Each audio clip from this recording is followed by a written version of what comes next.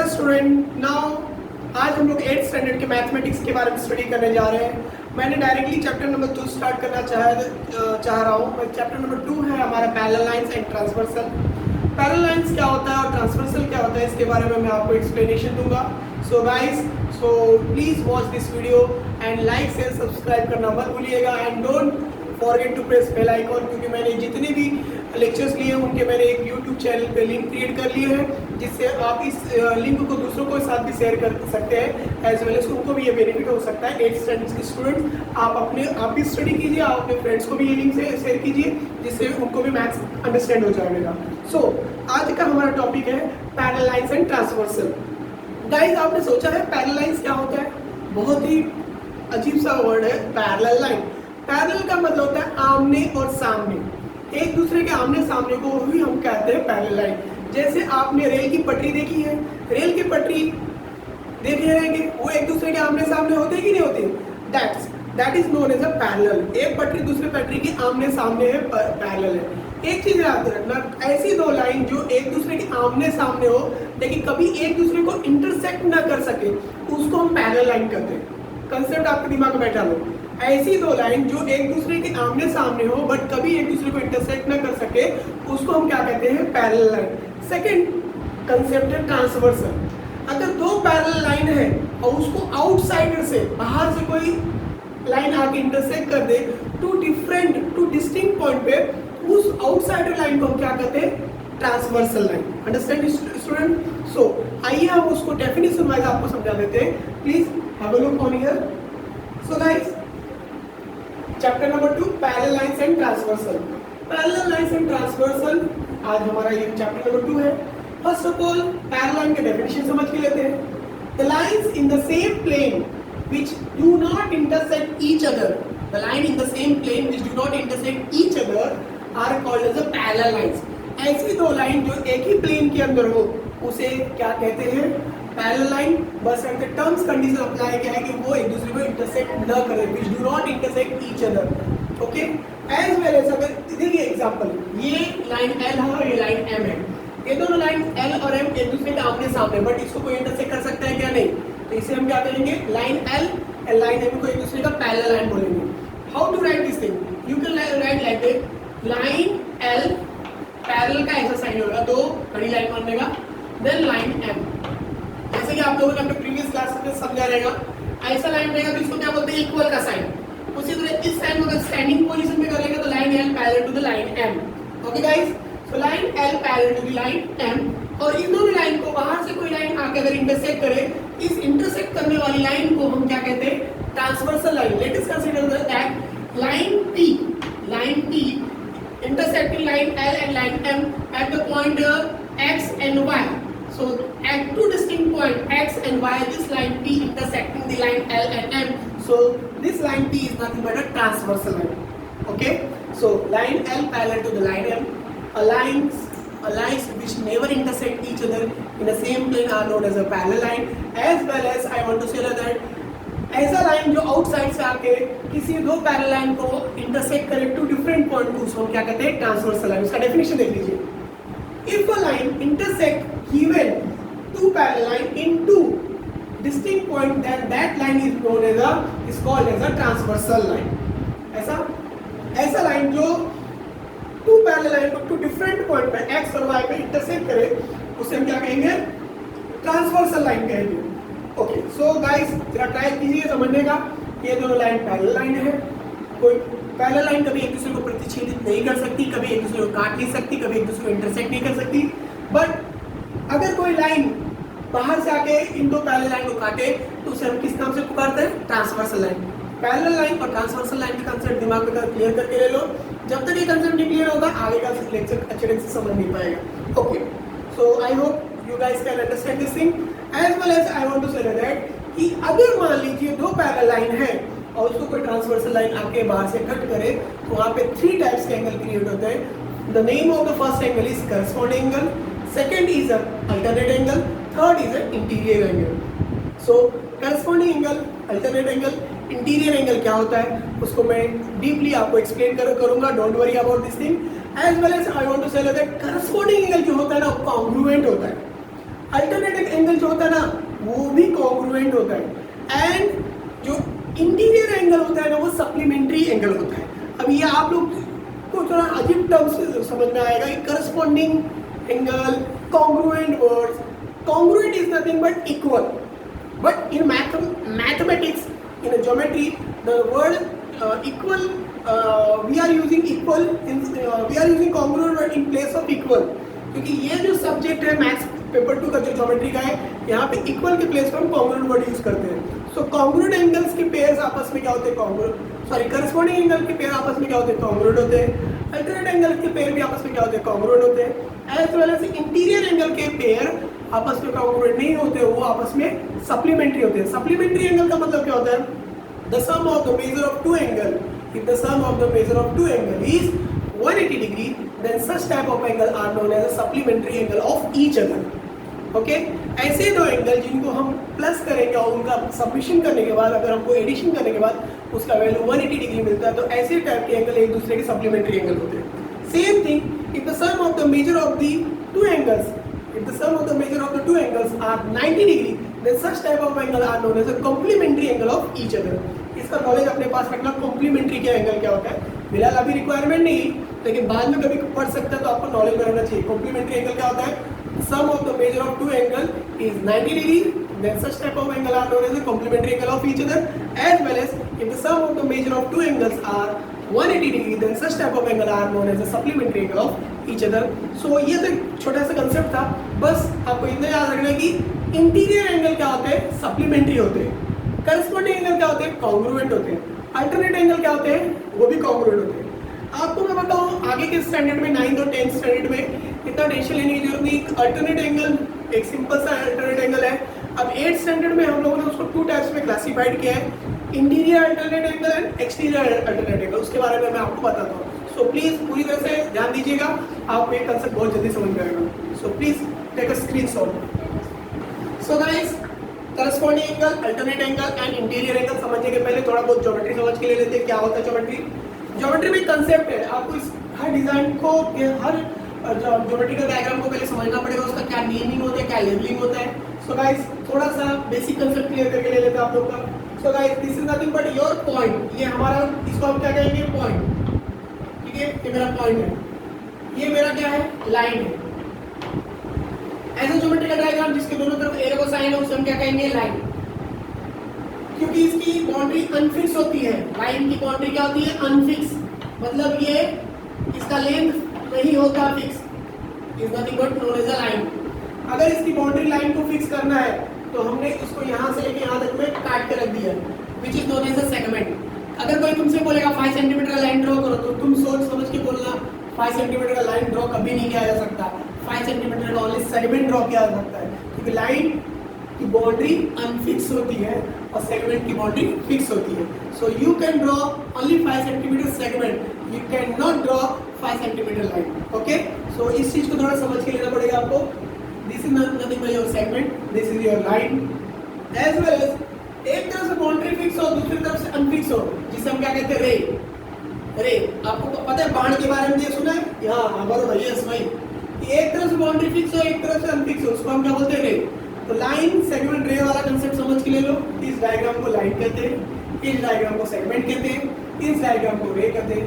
3 words, 3 diagram को लेकर confusion ना हो, इसकी वजह से मैथ्स में हम लोगों ने एक कॉमन वर्ड निकाला है, सेग। लाइन को भी हम सेग के नाम से पुकार सकते हैं, सेगमेंट को भी हम सेग के नाम से पुकार सकते हैं, और रे को भी हम सेग के नाम से पुकार सकते हैं। सो इसके बारे में आपको अच्छे ढंग से आपको नेक्स्ट स्टैंडर्ड में समझ में आएगा। फिलहाल इतना आपकी नॉलेज के लिए रख लो, आगे मैं बताऊंगा। Okay guys, this is line L and line M. ये दोनों लाइन एल और एम देखो एक दूसरे को एक ही प्लेन, एक ही ब्लैक बोर्ड पे, एक ही ग्रीन बोर्ड पे आपके सामने है, जो कि एक दूसरे को कभी इंटरसेक्ट नहीं कर सकती है। तो the line which never intersect each other are known as a parallel line. मैंने आपको पहले क्लियर कर दिया। So line L, line M एक दूसरे को इंटरसेक्ट नहीं कर सकती, जिसका मतलब ये दोनों एक दूसरे के आमने सामने है। एज वेल एज इंटरसेक्ट नहीं करने की वजह से ये एक दूसरे कौन सी लाइन होगी, पैरेलल लाइन। ओके, ऐसा लाइन जो बाहर से आके इन दोनों लाइन को इंटरसेक्ट कर ले, उसे हमने क्या नाम से पुकारा है, ट्रांसवर्सल लाइन। तो मान लीजिए एक आउटसाइडर लाइन आ रहा है जो कि ट्रांसवर्सल लाइन है, मान लो उसका नेम है M. Line L, line M, these are the parallel line, और line L is nothing but your transversal line. तो कैसे लिखते हैं, line L parallel to the line M and line N transversal. ये हमारा ट्रांसवर्सल लाइन है। भाई मैंने आज का टॉपिक क्या है, आज मैं सिखाने जा रहा हूँ करस्पॉन्डिंग एंगल किसे कहते हैं। मैंने पहले बताया था 3 टाइप्स के एंगल क्रिएट होते हैं। तो first is nothing but corresponding angle, ठीक है। अब इस पूरे पिक्चर में आप देख सकते हैं, ये तो लाइन पैरेलल है और ये इसका ट्रांसवर्सल लाइन है। तो आप देखो जरा ध्यान से, यहाँ पे 1 2 3 4 ऊपर की साइड में 4 है, 5 6 7 8 टोटल डायग्राम के अंदर 8 टाइप्स के एंगल बन गए हैं, ऊपर 4 नीचे 4। ओके, इसको एक अल्फाबेटिकल नेम दे देते हैं, चलिए। Okay, A B C D E F G H, इस तरह के मैंने नाम दे दिए। अब आपको मैं बताना चाहूंगा करस्पॉन्डिंग एंगल क्या होता है। करस्पॉन्डिंग एंगल का मतलब होता है up and down, up and down आन होने से करस्पॉन्डिंग एंगल, ऊपर वाला नीचे वाला, ऊपर वाला नीचे वाला आन होने से करस्पॉन्डिंग एंगल। मतलब जो भी इस डायग्राम में देखिए, ये तो पैरेलल लाइन है, ये उसका ट्रांसवर्सल लाइन है, और इस ट्रांसवर्सल लाइन की वजह से यहाँ पे जो एंगल क्रिएट हुआ है, ठीक है क्या, ये एंगल का करस्पॉन्डिंग एंगल बोले तो ये होगा, ऊपर वाला जस्ट उसके नीचे वाला, इसका करस्पॉन्डिंग एंगल है, ठीक है। ये ऊपर वाला है तो उसके नीचे वाला ये up down, this is known as a corresponding angle. इस टेक्निक को याद रखो, ऊपर वाला नीचे वाला आन होने से करस्पॉन्डिंग एंगल। अब आप सोचोगे सर इसका करस्पॉन्डिंग एंगल ये है, तो इसका करस्पॉन्डिंग एंगल क्या होगा, ऑब्वियसली ऊपर वाला इसके नीचे वाला, ये वाला। Okay, A B C D E F G H, A का करस्पॉन्डिंग एंगल कौन था, ई, ए का करस्पॉन्डिंग एंगल कौन था, ई, तो बी का करस्पॉन्डिंग एंगल कौन है, एफ। समझ में आ गया आपको। एज वेल एज यहाँ पे डी है, अब डी के नीचे वाला कौन है, एफ है क्या, नहीं ना, ई है नहीं ना, जी है क्या, बिल्कुल नहीं। डी के नीचे कौन आ रहा है, एच, अप डाउन, डी के नीचे कौन आता है, एच, तो एंगल डी का करस्पॉन्डिंग एंगल कौन है, एच। चलो यहाँ पे क्रॉस का साइन लगा लेते हैं। एंगल डी का अपना करस्पॉन्डिंग एंगल कौन है, H. As well as angle C का करस्पॉन्डिंग एंगल कौन है, एच, जी, सी का करस्पॉन्डिंग एंगल कौन है, जी। तो ऊपर वाला नीचे वाला, ऊपर वाला नीचे वाला, ऊपर वाला नीचे वाला, ऊपर वाला नीचे वाला, up and down, these are known as a corresponding angle. तो करस्पॉन्डिंग एंगल को समझने का टेक्निक आपको मैं समझा देता हूँ। 2 पैरेलल लाइन होनी चाहिए, एक ट्रांसवर्सल लाइन उसको काट अपना इंटरसेक्ट करनी चाहिए, और इसके ऊपर वाला ए का करस्पॉन्डिंग एंगल ई होगा, बी का करस्पॉन्डिंग एंगल एफ होगा, डी का करस्पॉन्डिंग एंगल एच होगा, और सी का करस्पॉन्डिंग एंगल क्या होगा, जी होगा। सो करस्पॉन्डिंग एंगल तो ये होगा, ऐसा मैंने बता दिया, लेकिन इनके बीच में एक रिलेशन होता है। रिलेशन क्या होता है, कॉन्ग्रुएंसी का। एंगल ए का करस्पॉन्डिंग एंगल ई है, इसका मतलब रिलेशन उनके बीच में कॉन्ग्रुएंसी का है। सो इसको कैसे लिखते हैं, angle A congruent to the angle E, angle A congruent to the angle E, as well as angle B congruent to the angle F, B congruent to the angle F, angle D congruent to the angle H, okay, and angle C congruent to the angle G. These are the pairs of the corresponding angles। एक आपके सामने line L parallel है और line N उसका transversal line है। सो इसके corresponding angles के pair अगर किसने पूछा तो एंगल A का करस्पॉन्डिंग एंगल E था, B का F है, D का G है, और C का करस्पॉन्डिंग एंगल कौन है, G। एज वेल एज इनके बीच का रिलेशन क्या, they are congruent to each other. Congruent मतलब ये दोनों का मेजरमेंट सेम होगा, ये दोनों एक दूसरे के इक्वल है, तो हम इसको ज्योमेट्री की लैंग्वेज में कॉन्ग्रुएंट बोलते हैं। Angle A congruent to angle E, angle B congruent to angle F, angle D congruent to angle G, angle C congruent to angle G, angle C congruent to angle G। These are the example of corresponding angle. Now we are going to understand about the alternate angle. So अभी हम alternate angle के बारे में सीखने जाएंगे। alternate angle क्या होता है, सेम ऐसे होता है, लाइन L लाइन M ये पैरेलल होना चाहिए, और एक आउटसाइडर लाइन होना चाहिए, लाइन L जो कि ट्रांसफर करता है, ठीक है। So line L parallel to the line M, और line N is a transversal line. So this is now we will go to study about the alternate angle, ठीक है। अल्टरनेट एंगल के बारे में हम स्टडी करेंगे। तो जैसे मैंने आपको करस्पॉन्डिंग एंगल के बारे में बताया था, ऊपर वाला नीचे वाला, अप एंड डाउन, इसी तरह अल्टरनेट एंगल के लिए मैं बताने जाऊंगा आपको जेड। उसका टेक्निक क्या है, जेड जिगजैग मोशन अगर आपको नजर आवे तो वहां पे अल्टरनेट एंगल होता है। कभी कभी ये जेड है ना उल्टा भी जेड हो जाता है, वाकड़ा जेड हो जाता है। देखिए ऐसा भी जेड बन जाता है, कभी कभी ऐसा जेड बन जाता है, कभी कभी ऐसा जेड बन जाता है। तो जिस तरह से डिजाइन आपके सामने आवे उसके जो कोने में जो एंगल क्रिएट होता है, ये वाला और ये वाला, ये वाला, ये वाला, ये वाला, ये वाला, तो these are known as alternate angle. Okay, तो ये आपका अल्टरनेट एंगल कहाँ हो गया डिजाइन। अल्टरनेट एंगल बोले तो जेड टाइप का डायग्राम बनना चाहिए, जेड जैसा डायग्राम बनना चाहिए। ओके, सो प्लीज ध्यान देते हम लोग। लाइन एल और लाइन एम ये दोनों पैरेलल है और लाइन एम उसका ट्रांसवर्सल लाइन है। नाउ अल्टरनेट एंगल के बारे में समझेंगे।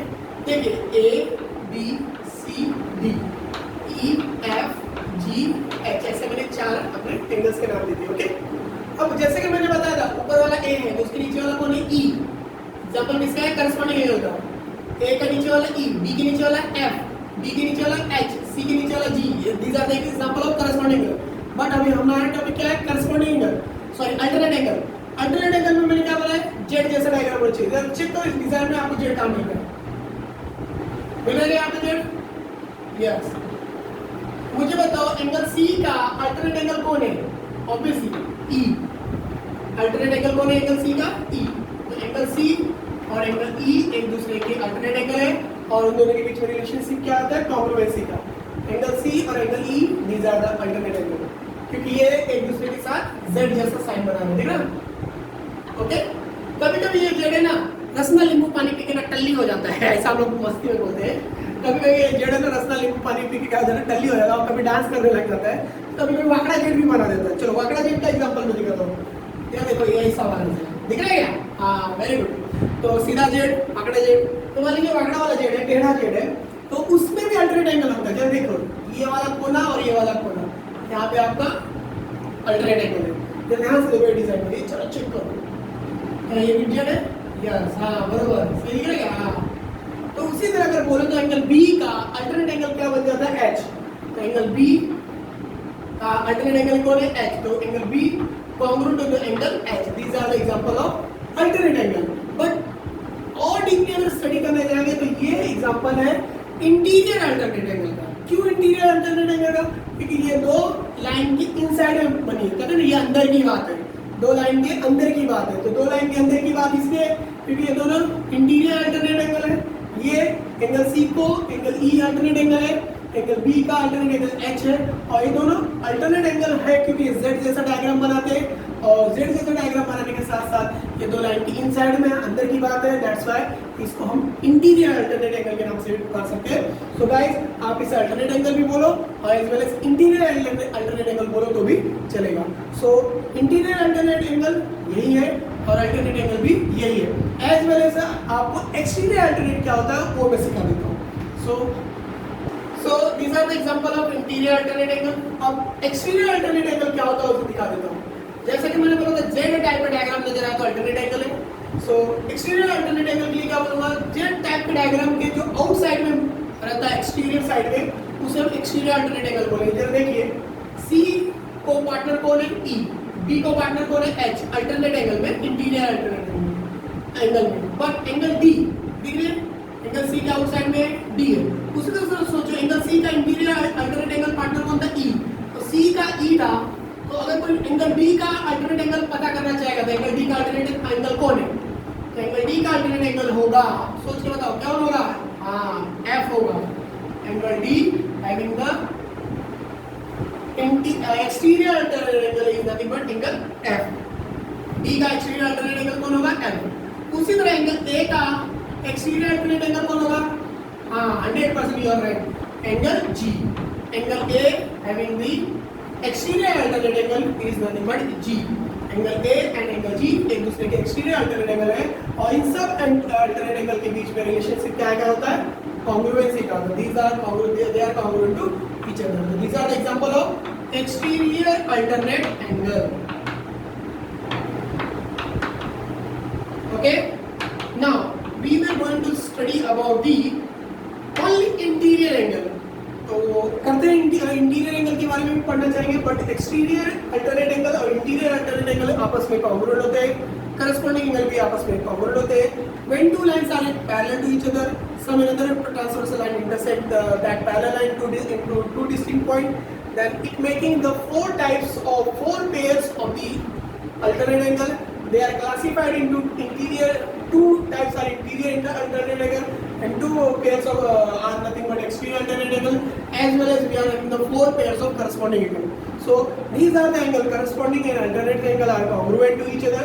But what about the especially interior angle? Interior angle is nothing but supplementary to each other. Supplementary क्या होता है मैंने अभी बताया था कुछ समय पहले.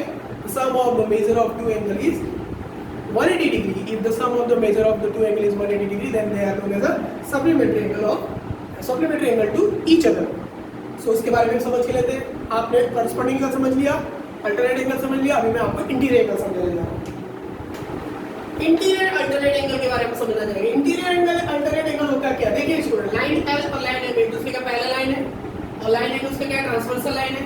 अब जैसा कि ये डिजाइन आपके सामने, ये फोटो आपके सामने दिख रहा है, यहाँ पे कितने टाइप्स के एंगल बना जाने चाहिए? A B C D E F G H. Okay, so यहाँ पे इंटीरियर एंगल बोले तो इंटीरियर अंदर की बात है. दो लाइंस, ये दोनों लाइन पैरेलल है, इनके अंदर की बात है. तो एंगल बी का इंटीरियर एंगल कौन सा होगा? एंगल बी का इंटीरियर एंगल होगा ई. तो यहाँ पे एंगल बी का इंटीरियर एंगल है एंगल ई, बट इनके बीच में रिलेशन वो वाला मत समझना कॉन्ग्रुएंसी का. उनके बीच में रिलेशन क्या होगा? सप्लीमेंट्री का. सप्लीमेंट्री मतलब एंगल बी और एंगल ई एक दूसरे के इंटीरियर एंगल है, बट उनका प्लस करने पे हमेशा वैल्यू क्या मिलना चाहिए? 180 degree. Interior angles are always supplementary angle. मतलब इंटीरियर एंगल आपस में जब भी कभी दोनों को प्लस किया जाएगा तो उसका वैल्यू में क्या मिलेगा? 180 डिग्री. मतलब एंगल बी का पार्टनर कौन है? Angle E. Interior angle partner कौन है? ई. और दोनों का प्लस करने में वैल्यू कितना मिलनी चाहिए? 180 degree. They are supplementary angle. Okay, as well as जरा डायग्राम को देख के बताओ. एंगल सी का पार्टनर कौन है? जी. यस, एंगल सी का पार्टनर कौन है? Angle H. Sorry, angle C का पार्टनर कौन है? H. Specially for interior angle. तो angle C plus angle H will be 180 degree. Okay, तो this are the example of.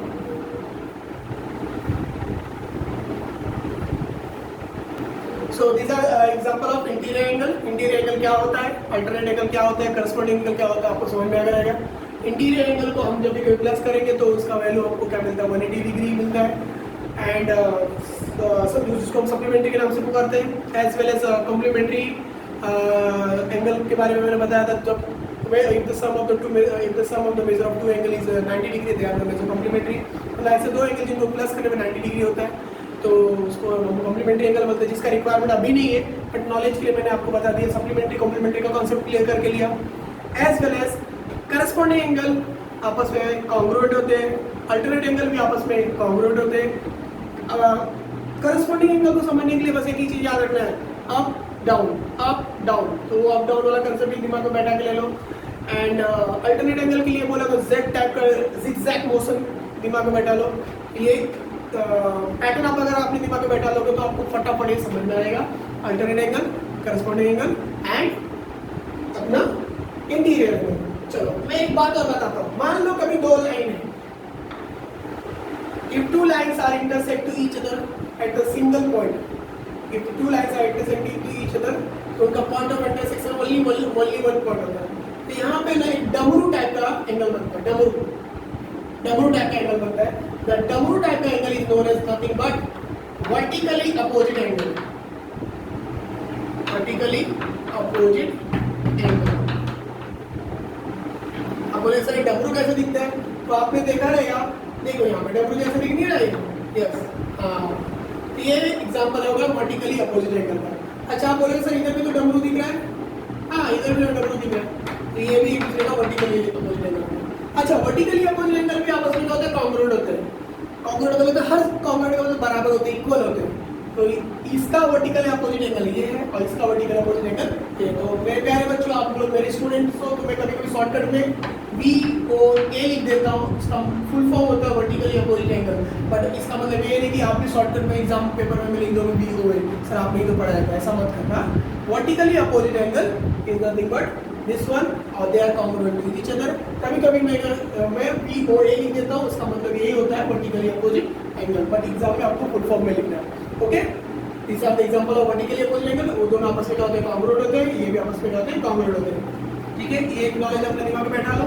और एक ऐसी लाइन है, इस लाइन पे मान लीजिए ऐसा एक पिक्चर है, तो इस पिक्चर में ये देखो एक सिंगल लाइन पे एक ऐसा पिक्चर है, तो इस एग्जांपल में हम बोल सकते हैं कि ये दो एंगल को अगर हम प्लस करेंगे, ये सिंगल स्ट्रेट लाइन पे ये दो एंगल को अगर हम प्लस करेंगे, मान लीजिए इसका नाम A है, इसका नाम B है, तो फोटो ऐसा बना एंगल A और एंगल B, तो अगर मैं प्लस करूँ तो दोनों सबमिशन पे कितना मिलेगा, 180 डिग्री।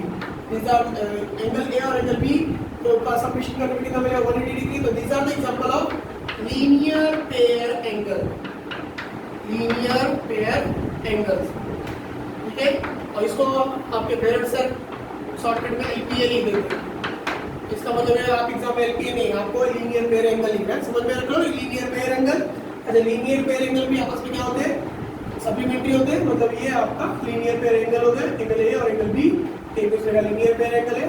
इसको इसका सम कितना होता है, होना चाहिए 180 डिग्री। कुछ टॉपिक है जो आपको नॉलेज के लिए मैंने अभी बता दिया, linear pair angle, vertically opposite angle, तो इसका इस्तेमाल आपको आगे भी पड़ेगा। So please, so guys, these are the introduction about the parallel lines and their transversal. After parallel lines, we have been studied about the corresponding alternate angle and interior angle, as well as we have been studied about the vertically opposite angle and as well as we have been studied about the linear pair angle. So I hope these are the up to this thing. यहाँ तक आपके लिए काफ़ी है, यहाँ तक आप लोगों ने समझ के लिया, यहाँ तक के लिए आपके लिए ठीक है। अभी मैं मेरे नेक्स्ट वीडियोस में आपको प्रैक्टिस सेट 2.1 में आपको उसके सम्स के बारे में मैं आपका टॉपिक लूँगा। सो तब तक के लिए आप इस वीडियोस को 2-3 बार देखिए, समझिए क्या होता है पैरेलल लाइन, क्या होता है these are the angles are there।